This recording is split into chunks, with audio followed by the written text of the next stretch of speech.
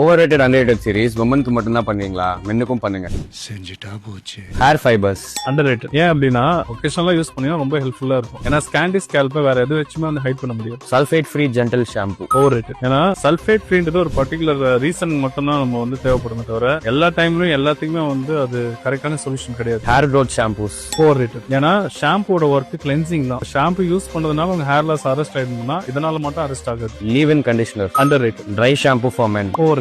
Organ oil. Underrated. ஏன் அப்படின்னா நார்மலா சீரம் வந்து நம்ம ஹேர் கேர் ப்ரொடெக்ஷனுக்காக யூஸ் பண்றோம். சீரமோட ஒர்க் அதுல இருக்க சிலிகான்ஸ் வந்து ஹேர்ல வந்து ஷைன் கொடுக்கும். ஆனா ஹேரை வந்து ட்ரீட் பண்ணாது. ஆர்கன் ஆயில்ன்றது வந்து ஆர்கானிக் பேஸ்ட்ல இருந்து நம்ம கிரியேட் பண்றது. ஃபிளவர்ஸ் மற்ற சீட்ஸ்ல இருந்து கிரியேட் பண்றதுனால இது ஹேருக்கு ப்ரொடெக்ஷன் பண்றது மட்டும் இல்லாம இன்டர்னலா ஹேரோட குவாலிட்டி இம்ப்ரூவ் பண்ணும். 3-in-1 shampoo plus conditioner. Overrated. Hair growth serums. Underrated because hair growth serum very important for scalp improvement. Scalp exfoliating treatments. Underrated. ஏன்னா இது வந்து கம்பல்சரி 20 days 25 days ஒன்ஸ் பண்றது ஸ்கேல்புக்கு ரொம்ப நல்லது.